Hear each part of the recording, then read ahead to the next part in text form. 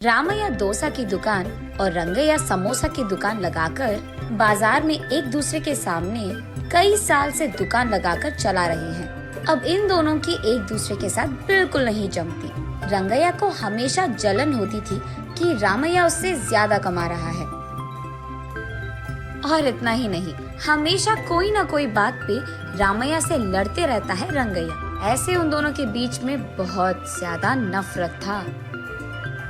एक दिन शहर में पढ़ रहे रामैया का बेटा रमेश घर आता है। अगले दिन वो अपने पिता के बाजार में लगी दुकान के पास आता है।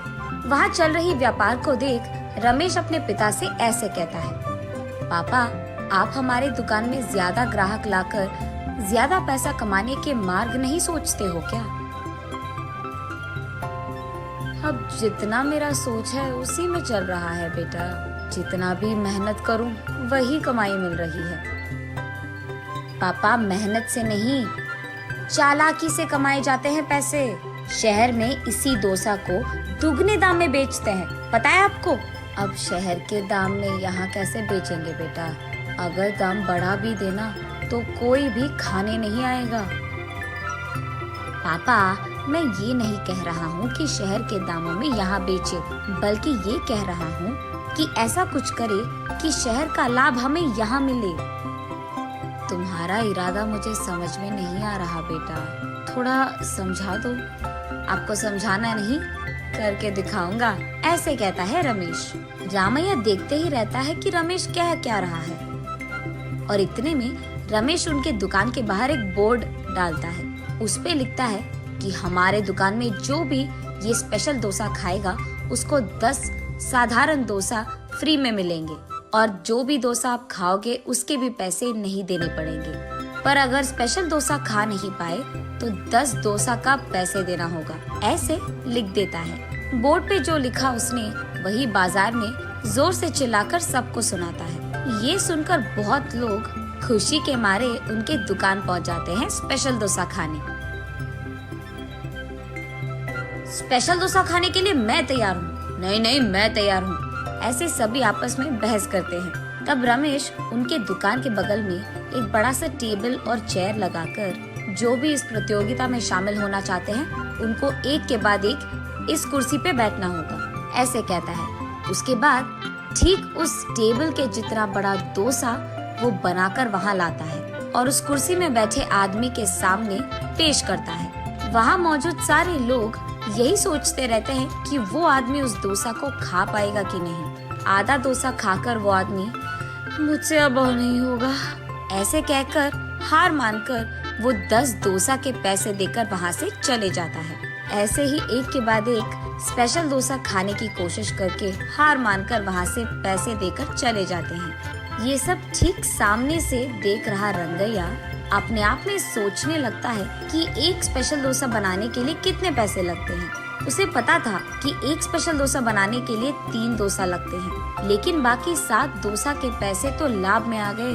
तब उसे समझ आता है और कहता है, बाप रे, ये 3 डोसा बनाकर 7 डोसा का लाभ ले रहा है। बस रंगैया को जलन होती है।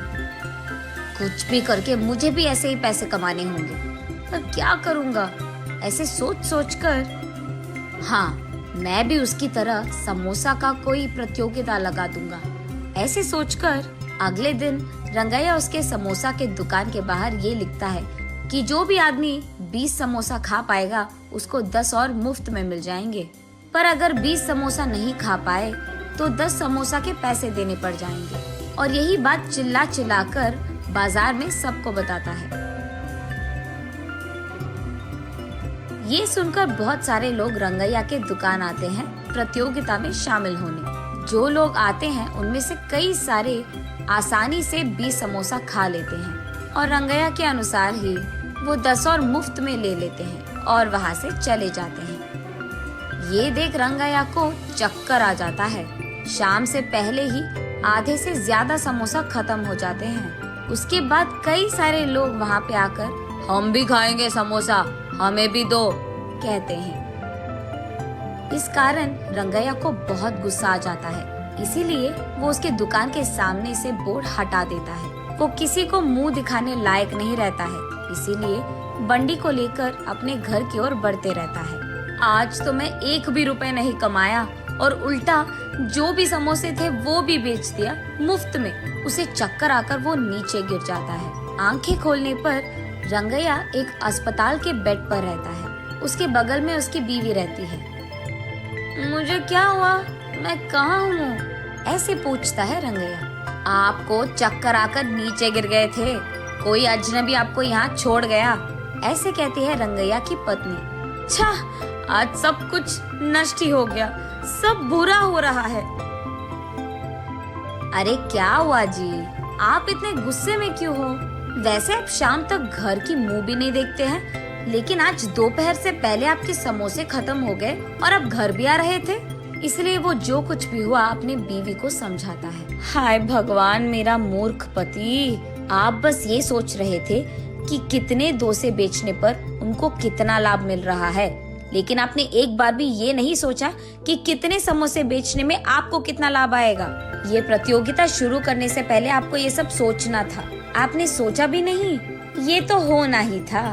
तब रंगैया को समझ आता है कि किसी और को देखकर हमें वही काम नहीं दोहराना चाहिए और पहले खुद की देखना चाहिए। कुछ करने से पहले 100 बार सोचना भी चाहिए, तब हम सब खुश रह पाएंगे। ये समझता है रंगैया।